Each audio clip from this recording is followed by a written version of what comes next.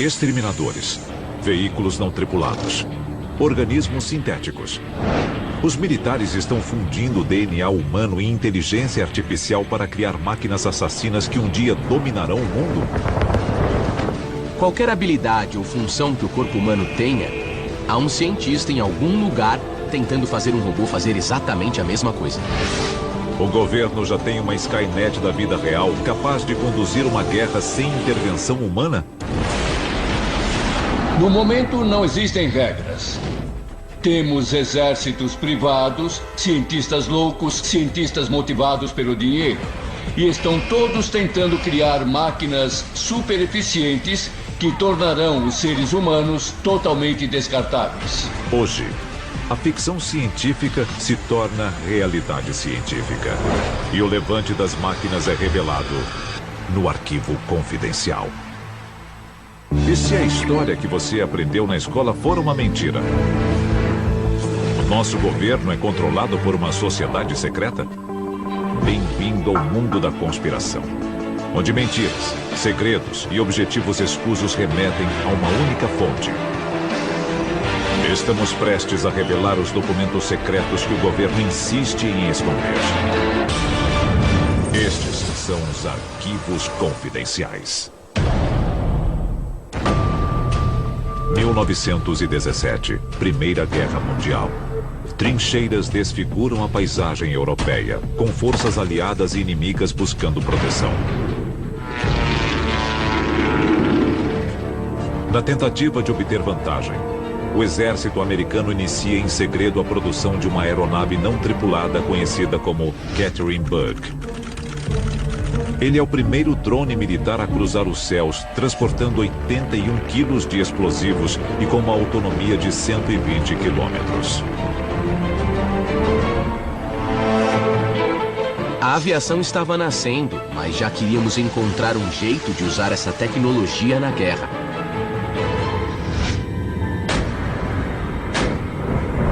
Nos anos 30, a Rússia desenvolve o teletanque, um monstro mecânico equipado com lança-chamas e metralhadora. Nos anos 40, os nazistas apresentam o Goliath, um tanque miniatura de controle remoto. São os primeiros passos do levante das máquinas.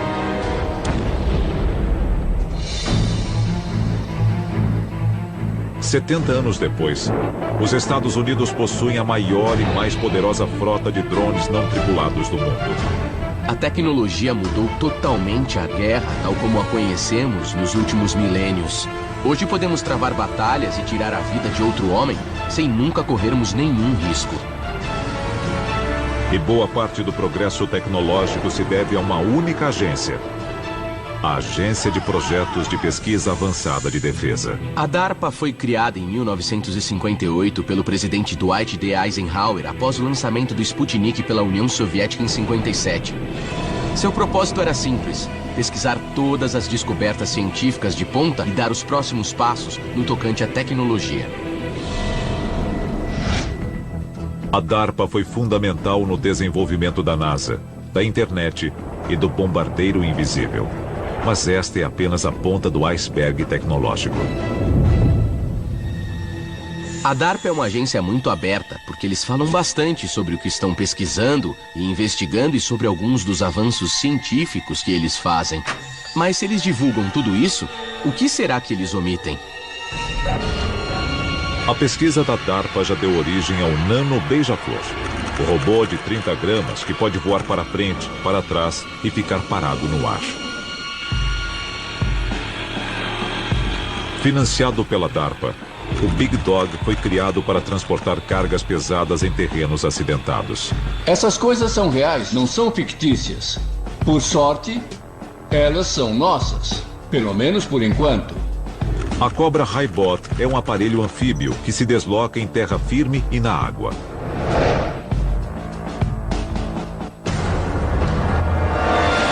Ao realizar esses avanços, a ciência cria robôs capazes de fazer tarefas pequenas. Um carrega cargas pesadas, outro salta muito alto. Quando começamos a juntar toda essa tecnologia, de repente, nós temos um super soldado. Temos uma máquina completa. sem contar os drones. Uma em cada 3 aeronaves militares opera sem piloto. E seus números aumentam a cada dia. Antigamente, era um homem em Nevada ou em Washington, ou até perto do campo de batalha, que controlava essas máquinas. Mas hoje, com o avanço da tecnologia, essas máquinas pilotam a si mesmas.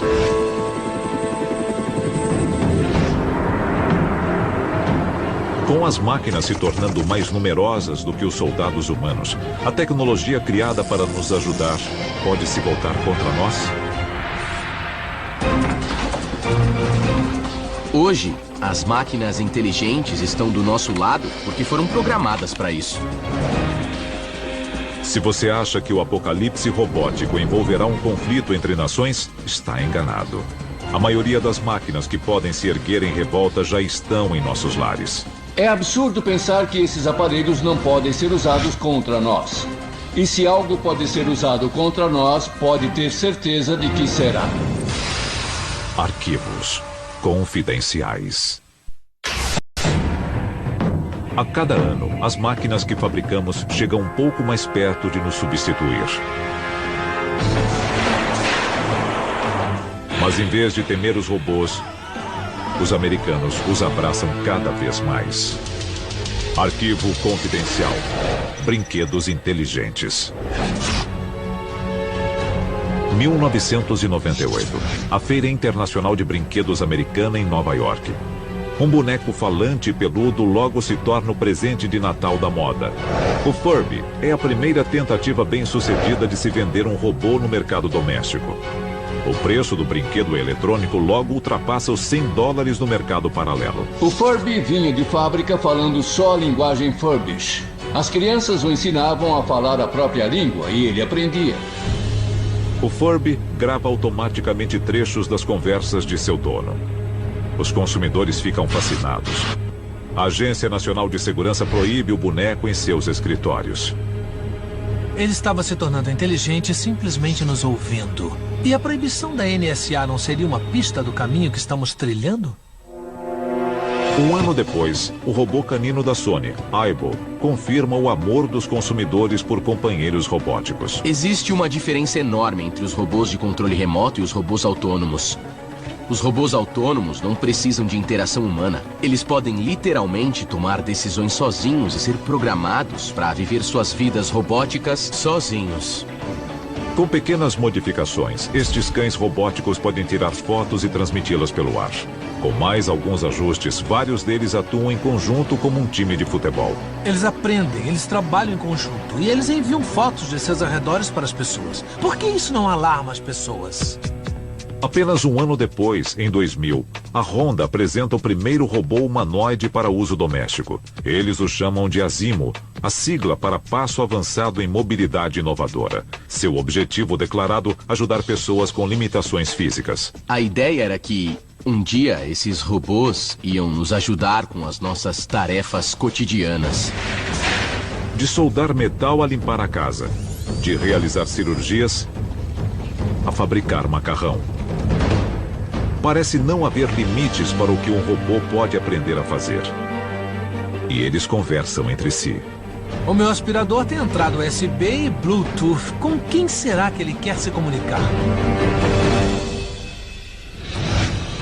Nós compartilhamos informações privadas nas redes sociais. Permitimos que cada passo nosso seja rastreado via GPS. Imagine um programa de inteligência artificial utilizando todos esses dados. Ele pode literalmente mapear toda a sua vida. 1 bilhão de usuários do Facebook em 1 bilhão de smartphones.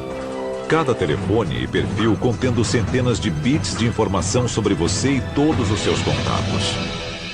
Pensando na nossa infraestrutura tecnológica, a nossa informação bancária, a rede elétrica, os telefones, tudo isso está conectado de alguma forma. É um apocalipse digital pronto para acontecer. Robôs inteligentes e computadores reúnem dados sobre a humanidade há anos. Hoje, Estes dados são entregues de bandeja. Primeiro nós gostamos da conectividade, achamos ótimo, mas logo ficamos dependentes desses dispositivos. Por fim, não conseguimos viver sem eles. E essa é toda a questão.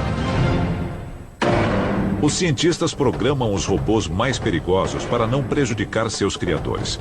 Mas os computadores, como as pessoas que podem um dia substituir, são vulneráveis a doenças. O resfriado comum sofreu mutações ao longo dos anos para que nem todo remédio ou antibiótico tomado seja capaz de combatê-lo. E o mesmo acontece no mundo digital. Arquivo confidencial. O vírus Stuxnet. 2010. Em algum local desconhecido, hackers e engenheiros se unem para aperfeiçoar a arma cibernética mais eficiente conhecida pelo homem. O vírus Stuxnet foi um vírus que apareceu em 2010. Ele infectou milhões de usuários em todo o mundo. A maior parte do estrago feito pelo vírus ocorreu nas instalações de pesquisa nuclear iranianas dedicadas ao enriquecimento de urânio. E acredita-se que os cientistas iranianos perderam anos e anos de pesquisa devido a esse vírus. O vírus Stuxnet mostrou que um código de computador, pode fazer com que as máquinas se voltem contra as próprias pessoas que as usam. E se você acha que isso não pode acontecer conosco, está cometendo um grave erro. Diariamente, a raça humana abre mão de sua humanidade em troca de conveniência. O depósito direto do seu salário, linhas automáticas de atendimento ao consumidor, telefones que fazem o trabalho de uma secretária. Parece que as pessoas não precisam mais de pessoas. Desde a Revolução Industrial, a humanidade inventou máquinas para realizar quase tudo que uma pessoa pode fazer. Mas agora, engenheiros e cientistas levam as coisas um passo além. Arquivo confidencial. Híbridos de homens e máquinas. Lembra o homem de 6 milhões de dólares? Ele não é mais ficção. Exoesqueletos movidos a bateria tornam-se um só com seu usuário, permitindo que um soldado humano dobre ou triplique sua força e resistência física. O exoesqueleto de batalha é uma ajuda fantástica para os nossos soldados. Mas o que acontece quando não precisamos mais do ser humano dentro do exoesqueleto? Olhando as coisas que estão sendo feitas hoje, a ciência e a ficção científica são indistinguíveis. E os cientistas já desenvolveram mistos de homem e máquina ainda mais integrados. Olhos, mãos, braços e até carne humana sintética. Se faz parte do corpo humano, em algum lugar existe um engenheiro desenvolvendo o equivalente robótico. O Biodesign, um novo projeto da DARPA, está tornando o impossível possível. Seu objetivo é criar organismos sintéticos com expectativa de vida indefinida. Não só nós criamos um robô, como demos a ele o dom da imortalidade. Se ele for programado para se autorreplicar, ele pode simplesmente montar uma cópia de si mesmo, programá-la e soltá-la no universo. 1 se torna 2, 2 se tornam 4, 4 se tornam 8 e assim por diante. Em muito pouco tempo, estas sondas podem, na teoria, começar a dominar o mundo. Obviamente, os robôs só fazem o que são programados para fazer. Mas o que acontece quando são programados para nos enganar? Arquivo confidencial. O teste de Turing. 1950. Alan Turing, um dos pais da computação moderna, propõe uma questão simples. As máquinas podem pensar?